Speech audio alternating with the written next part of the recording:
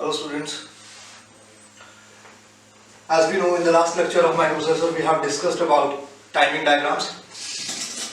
Today we will proceed further. Today our first topic will be addressing modes.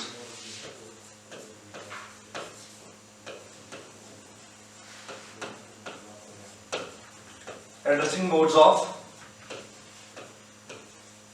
8085. So if we talk about addressing modes, so first thing is what is the addressing mode? ये addressing mode होता क्या है? तो simply addressing mode means I have already told you about instructions कि instruction क्या होती है?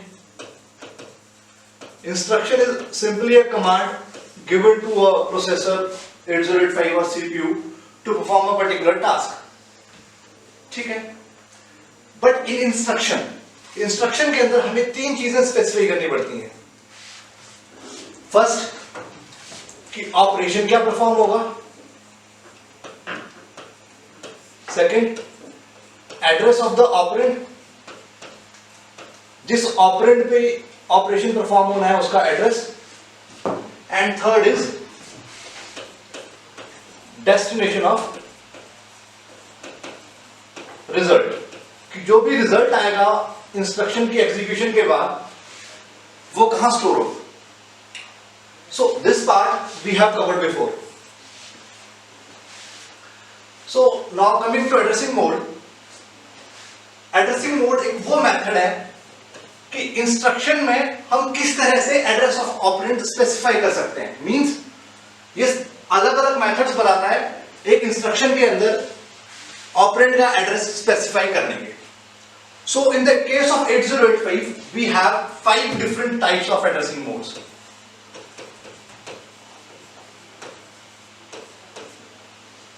How many types?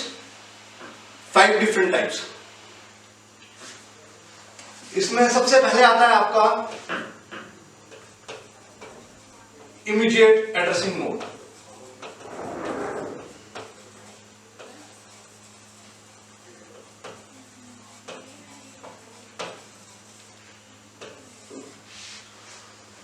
Immediate addressing mode किसी इंस्ट्रक्शन का कब होगा?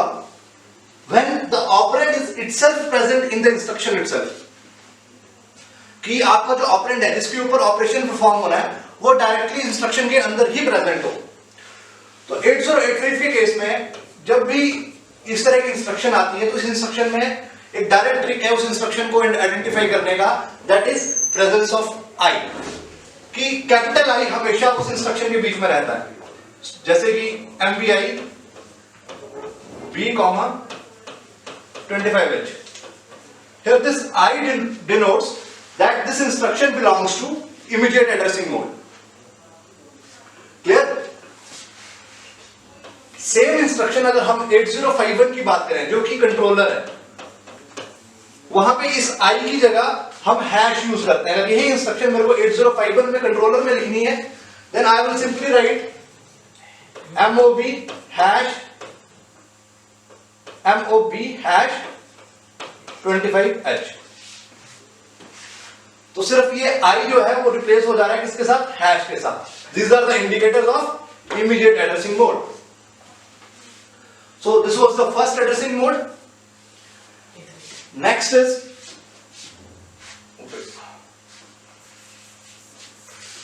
next addressing mode is register addressing mode.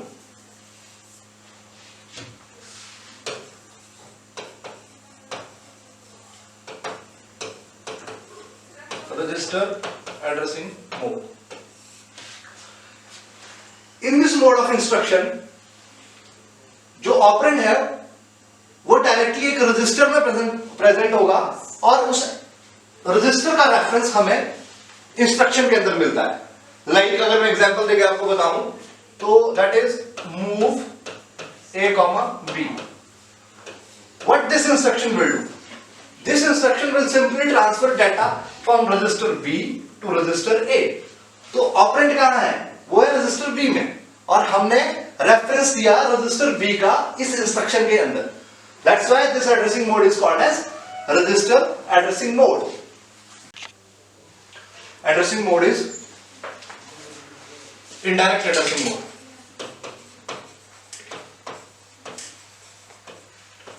Indirect addressing mode. It is also called as register indirect. Here the point is the address of the operand is not directly present in the instructions, but a reference to it will be given here. Means, for example, let's say we have an instruction move m comma a. Here m stands for memory, which means contents of this accumulator will get transferred to memory, but the address of that particular memory location is not present here in the instruction. Here the address of this memory location is given in actual pair. We have three register pairs in 8085, which are BC, DE, HL. So actual pair will be holding the address for such kind of instructions. So we can say that we have a reference for memory and the address of that particular memory location is in HL pair. Means कि जो HL pair है आपका 8085 का, that will hold the address in case of indirect addressing mode or register indirect addressing mode. Now next addressing mode is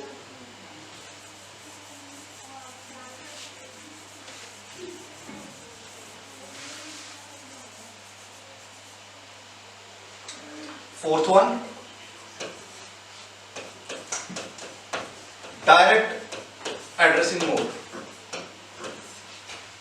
As the name specifies, here address is directly present in the instruction. For example, instruction LDA 2500H. So what this instruction will do? This instruction will directly take this 2500H as a memory address, and whatever the data is there in this particular location will get transferred to the accumulator. Clear? But here the point is, for example, I have two instructions, LDA 2500H and MVI B 25H. So we have to always remember that whenever there is I in the instruction, then the number written here is data. Always.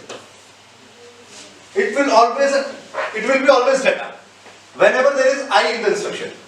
Because as I have already told you that I stands for immediate addressing mode. On the other hand, when there is no I, देखो यहाँ पे कोई I नहीं है, then whatever the number will be there, that will be always address. वो हमेशा address ही होगा. Okay? So clear? Let's move to the next. The last one.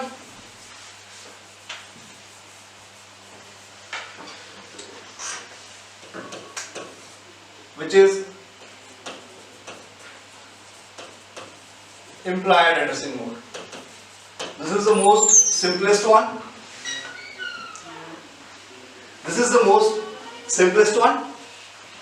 Here, in this addressing mode, we deal with those instructions where we doesn't require any operand to specify.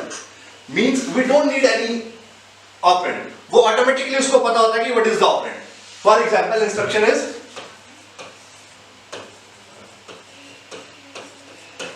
CMA. CMA means complement the accumulator. Then RAR. RAR means rotate accumulator right. So in cases में, here in these cases, by reading instruction itself, processor is clear about the operand.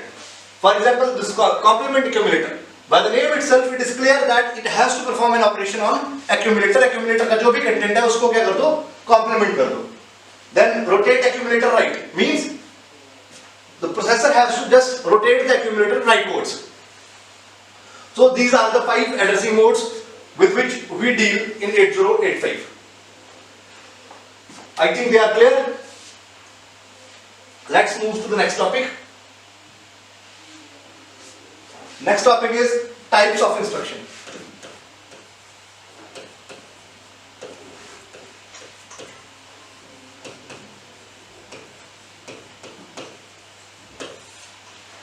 Here in 8085 we have normally 3 types of instructions. 1 byte instruction, 2 byte instruction, 3 byte instruction. Actually, what is the need of these things? ये important क्यों है?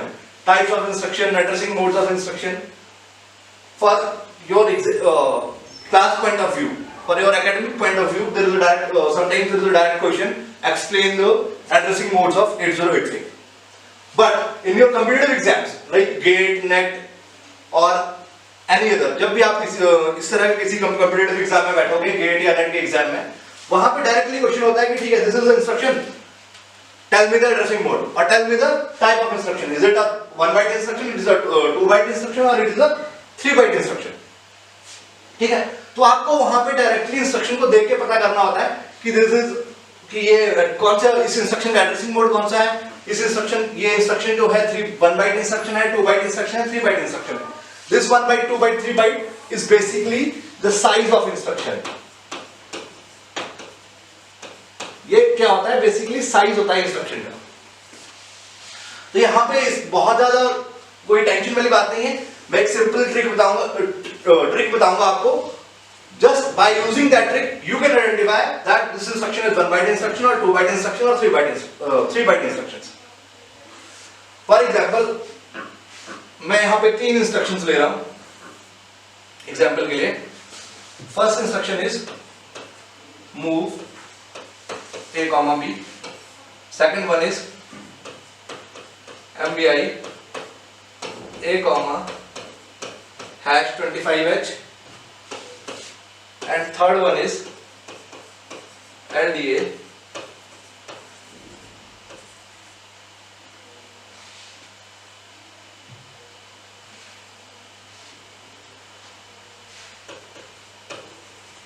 $2500.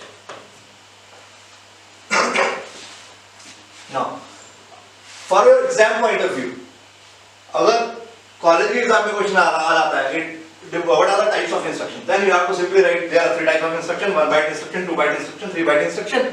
1 byte instructions are those instructions which have size of 1 byte.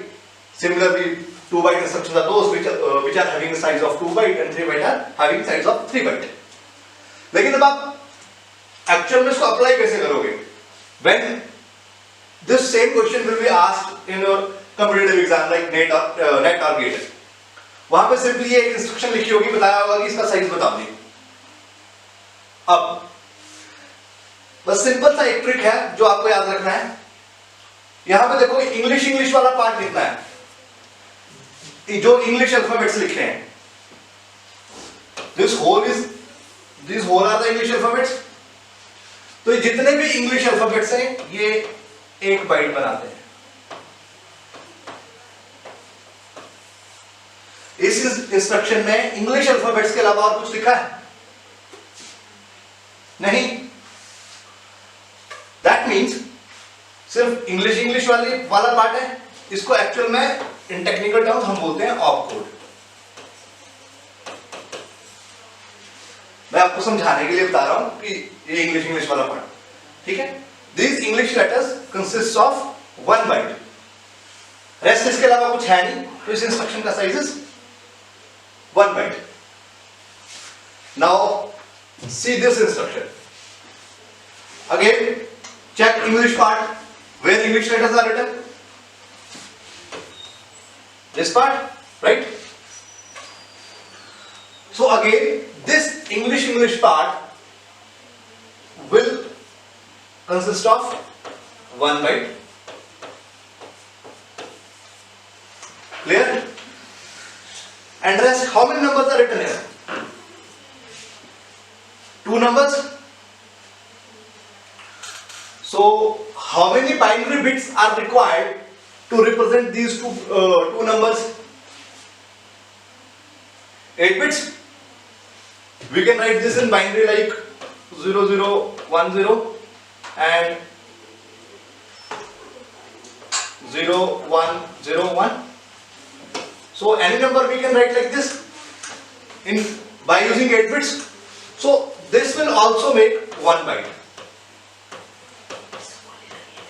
और simply अगर आपको ये चीज नहीं करनी है, आप सिंपली याद रख लो 2 नंबर्स 1 बाइट बनाते हैं. तो जब 2 नंबर्स 1 बाइट बनाते हैं, इंग्लिश वाला पार्ट 1 बाइट बनाता है, तो total size is 2 byte. So this is 2 byte instruction. Now come here. यहां आ जाओ. यहां पे अगेन अगर वही फॉर्मूला यूज करें, तो दिस इज इंग्लिश वाला part 1 byte and 4 numbers are written here. To represent 4 numbers, we require again 16 bits. 16 bits means 2 bytes. So overall, this will make 3 bytes. So ये बहुत सिंपल ट्रिक है जिसमें आप instruction को देखने से ही पता कर सकते हो कि इंस्ट्रक्शन 1 बाइट है, second byte 2 byte and 3 byte. For example अगर हम एक एग्जांपल और ले लें तो add b ADI 25H add 2500. So see here, only English part means 1 byte, English part 1 byte, साथ में 2 numbers, 2 number means 1 byte, total 2 bytes. And in the third instruction we have English part again 1 byte and 4 numbers means 2 bytes, which overall will lead to 3 bytes. So this is the end of types of instruction. यहां से सिर्फ इतना ही question आता है. In academics question आ सकता है, explain different types of instruction, or in your competitive exams the question can be, this is the instruction and tell me the size. Okay, so let's move to the next topic.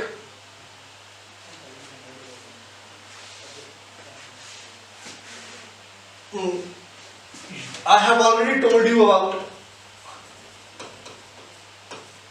machine cycles and T states. Actually our topic is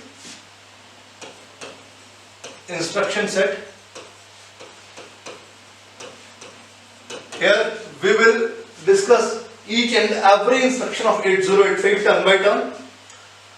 8085 holds approximately 240 to 250 instructions, and to be precise it is 246 instructions. I think 246 instructions are there, to be precise, in 8085. So हम वो instructions turn by turn करेंगे कि वो instructions क्या करती हैं. And the most important part is कि आप पर्टिकुलर गूगल पे सर्च करो कि add b, Google will tell you what this instruction will do. But here what I am going to explain side by side is what is the addressing mode of this instruction, What is the size of this instruction? How many machine cycles are required for this instruction? And how many T states are required for this instruction? And these two things are the most complicated one for most of the people. कि उनको ये पता नहीं चलता है कि किस instruction के कितने मशीन साइकिल बनेंगे और उस इंस्ट्रक्शन को एग्जीक्यूट करने के लिए कितने टी स्टेट्स लगेंगे। तो मैं साथ के साथ आपको इस हर एक इंस्ट्रक्शन में साथ के साथ आपको समझाता चलूंगा कि कौन से वाले इंस्ट्रक्शन कितने मशीन साइकिल की है और क्यों है, एंड देन हाउ कौन सी इंस्ट्रक्शन कितनी टी स्टेट्स रिक्वायर करती है फॉर इट्स एग्जीक्यूशन और क्यों करती है। सो आई रिक्वेस्ट यू ऑल कि attend the classes regularly while I am on this topic, क्योंकि these things, these two things, machine cycles and timing states, T states, आपको बहुत मुश्किल है किसी भी बुक में मिलना। बहुत मुश्किल से अगर कहीं आपको मिलेंगे भी तो डायरेक्टली लिखा होगा कि this is the instruction, it will have 4 T states and 1 machine cycle, but they won't have explained there कि 4 T states क्यों है and 1 machine cycle क्यों है। क्लियर? तो इसके लिए थोड़ा सा होमवर्क करना पड़ेगा, थोड़ा सा एक बैकग्राउंड में जाना पड़ेगा, एक एनालॉजी समझनी पड़ेगी, वो मैं आपको समझा रहा हूं, सो प्लीज बी अटेंटिव।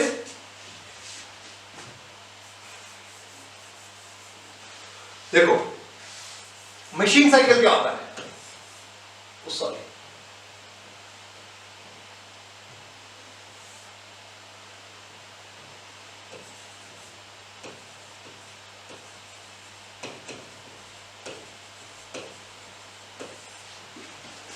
देखो सबसे पहले हम पढ़ते हैं इंस्ट्रक्शन साइकिल।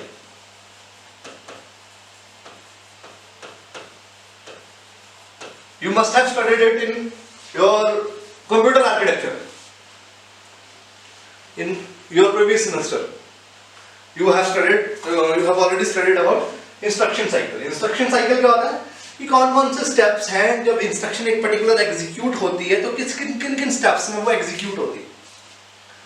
ठीक है, तो ऐसे कुछ इसमें 3 to 4 स्टेप्स होते हैं, like instruction fetch, then decode, then data fetch,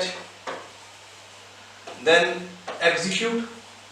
इन सभी स्टेप्स को मिला के बनती है एक इंस्ट्रक्शन साइकिल बनती है। अगर मैं इन सभी स्टेप्स को एक एक सब ऑपरेशन बोल दूं तो इन सब ऑपरेशंस को परफॉर्म होने के लिए जो टाइम लगा, the time taken by the system to perform these सब ऑपरेशंस मींस मैंने एक ऑपरेशन को सब ऑपरेशंस में डिवाइड कर दिया। उन सब ऑपरेशंस को एक इंडिविजुअल सब ऑपरेशन को परफॉर्म होने के लिए कितना टाइम लगा, that is called as machine cycle. ठीक है, मशीन साइकिल क्लियर? ये मैं आपको रिवाइज करा रहा हूं, ये चीज मैं एक बार पहले भी करा चुका हूं कि मशीन साइकिल क्या होता है। मशीन साइकिल इज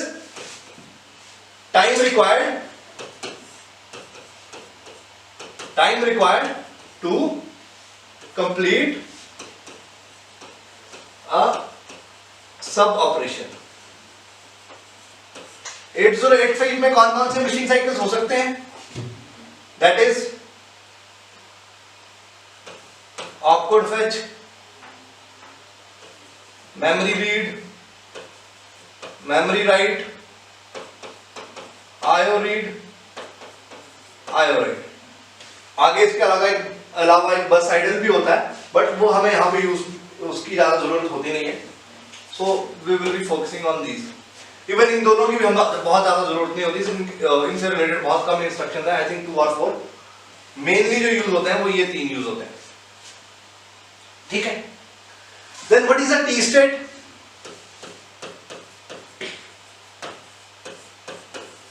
अगर हम टी स्टेट की बात करें तो टी स्टेट क्या है? टी स्टेट सिंपली, जैसे मैंने आपको पिछले लेक्चर में बताया था, I think last to last lecture, कि T state is simply the timing reference of 8085। जैसे हम टाइम काउंट करते हैं, अगर मुझे टाइम काउंट करना है किसी चीज के लिए, तो मैं कैसे टाइम काउंट करूंगा? 1 minute, 2 minute, 3 minute, 4 minute, 5 minutes. या अगर बहुत लंबा टाइम काउंट करना तो I will count like 1 hour, 2 hour, 3 hour, 4 hour, 5 hours. तो इन द सेम वे 8085 कैसे टाइम काउंट करता है? वो टी स्टेट्स की फॉर्म में टाइम को काउंट करता है कि एक पर्टिकुलर टास्क को परफॉर्म करने के लिए कितना टाइम लगा, तो वो बोलेगा कि 2 T states, 3 T states, 4 T states. So this is simply a timing reference. तो जब हम आउटपुट फेच की बात करते हैं, जो एक हमारा सब ऑपरेशन है, एक मशीन साइकिल है, आउटपुट फेच करने के लिए हम पूरा एक प्रॉपर मशीन साइकिल डिनोट करते हैं। तो आउटपुट फेच या तो 4 टी स्टेट्स का होगा या 6 टी स्टेट्स का होगा, डिपेंडिंग अपॉन द इंस्ट्रक्शन। दो तरह के आउटपुट फेच पॉसिबल है, एक 4 टी स्टेट्स और एक 6 टी स्टेट्स। ये most of the time 4 T states का आउटपुट फेच यूज होता है। 6 टी स्टेट्स का आउटपुट फेच सिर्फ उन केसेस में यूज होता है जब when our 8085 will be handling 16-bit data.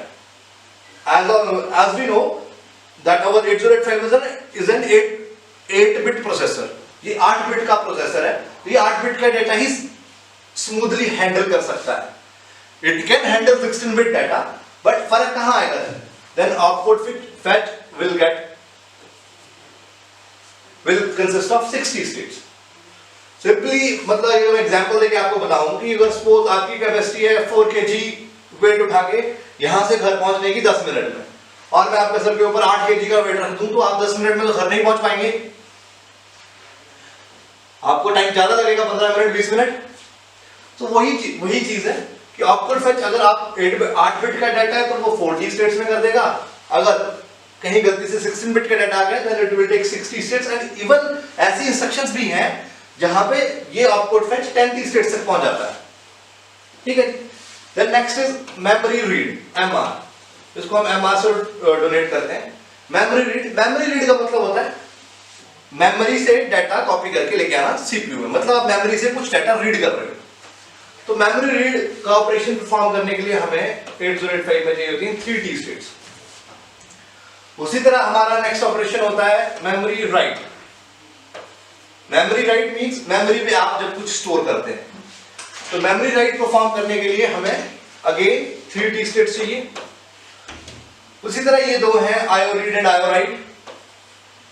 This means IO read IO right means आप इनपुट आउटपुट डिवाइस को रीड कर रहे हो या राइट कर रहे हो। Again read and right means IO के ऊपर जब आप कुछ आउटपुट दोगे इनपुट आउटपुट डिवाइस के ऊपर, then that will be called as IO write. और जब आप आईओ से कोई इनपुट रिसीव करोगे then that will be called as IO read. And this IO read and IO write also consist of 3 T states. I think it is clear up to this point. Okay. अब इसके बाद समझिएगा, दो चीजें होती हैं।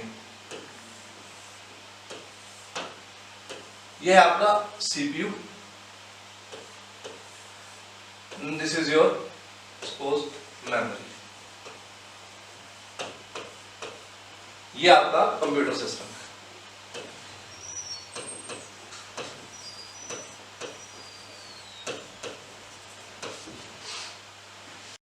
This is your computer system, and let us compare it with the human being.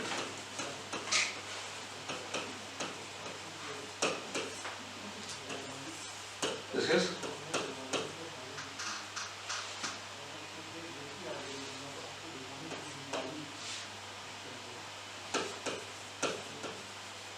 brain.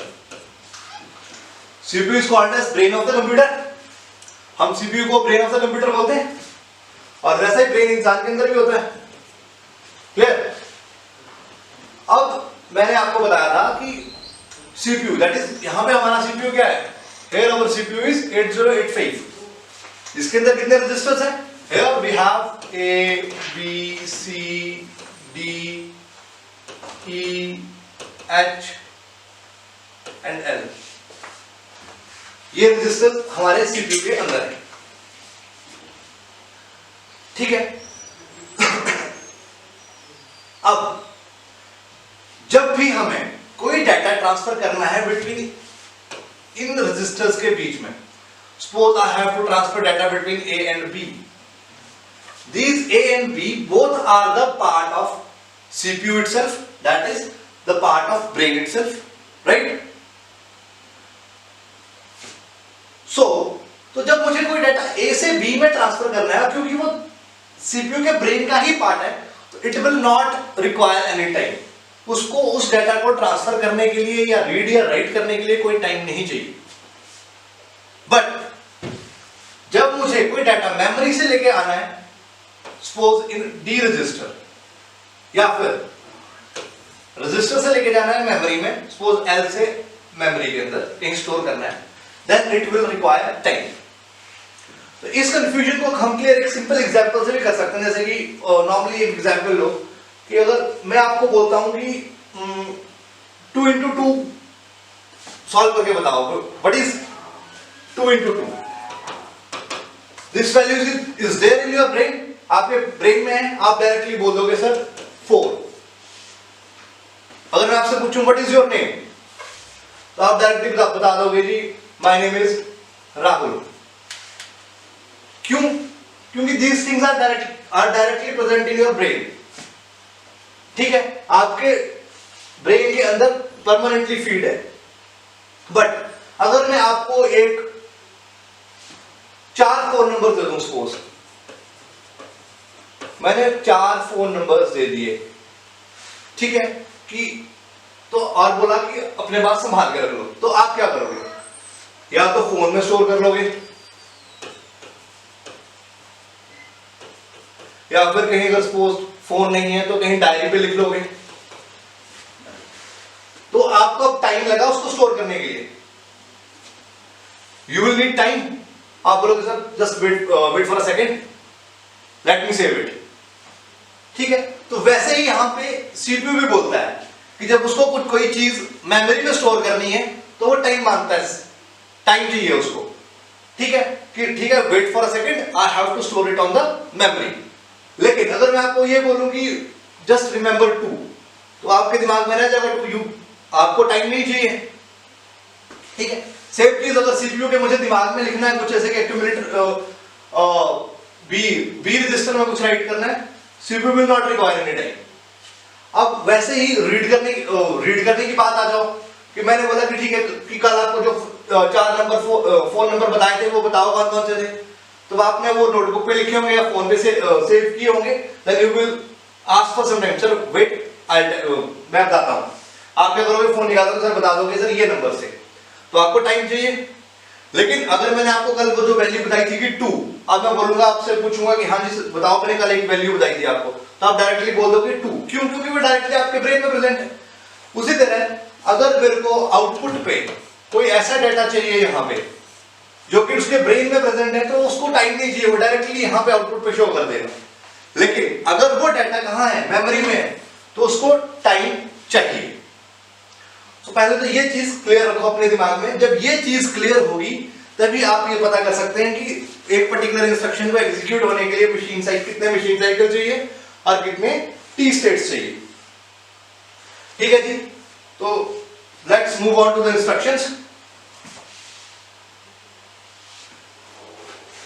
First instruction, जैसे कि अगर हम बात करें सबसे पहले data transfer group of instructions, हम इंस्ट्रक्शन सेट को 5 ग्रुप्स में डिवाइड कर सकते हैं.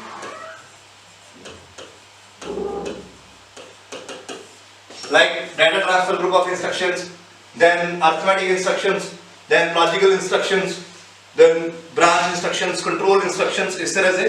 तो सबसे पहले हम data transfer group of instructions की बात करेंगे. Data transfer group of instruction means वो instructions जो कि यूज होती हैं डाटा को ट्रांसफर करने के लिए between 2 registers, between memory and register, इस तरह से, या फिर between a memory and input output device, between input output device and a register. ठीक है, तो सबसे पहले जैसे मैं एक एग्जांपल लेता हूं इंस्ट्रक्शन का, move A, B. What this instruction will do? ये इंस्ट्रक्शन क्या करेगी, B रजिस्टर के कंटेंट्स कहां कॉपी कर देगी, A रजिस्टर में. मींस अगर B के कंटेंट थे सपोज 25H, A के कंटेंट थे उसको 00H।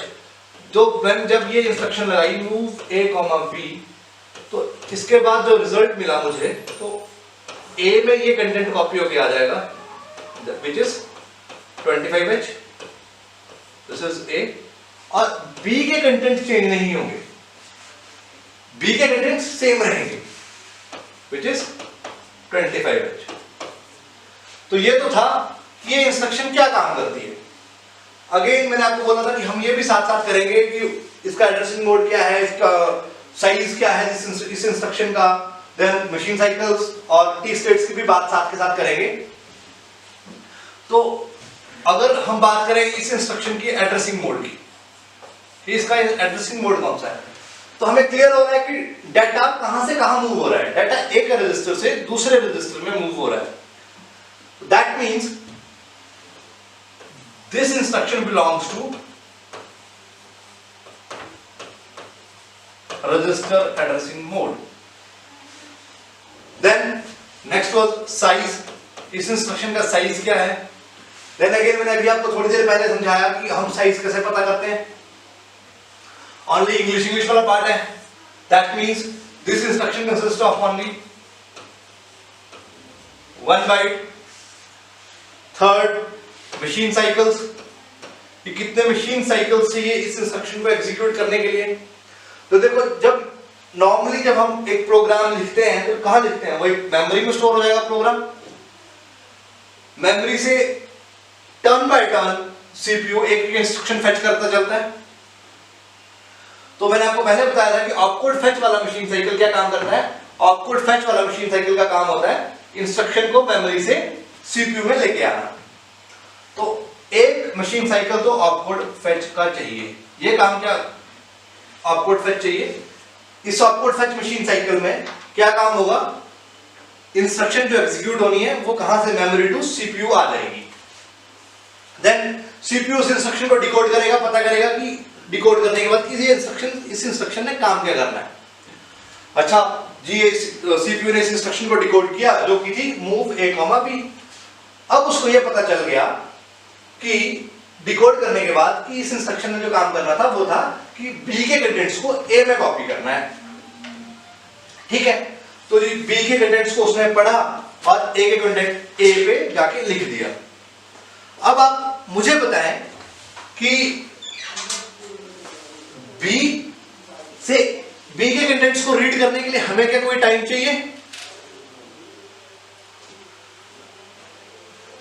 Do we require any time to read the contents of register B? No. क्यों? Because B is the part of CPU itself. Means B is the part of brain of the computer. और brain जो चीज इंसान के brain में है उसको बाहर लेके आने के लिए उसको कोई टाइम नहीं चाहिए, ठीक है। तो वैसे ही A में राइट करने के लिए उसको कोई टाइम नहीं चाहिए, क्योंकि A is also a part of 8085 itself. So here we only require opcode fetch and no memory read and no memory write. Then बात आ जाती है T states की।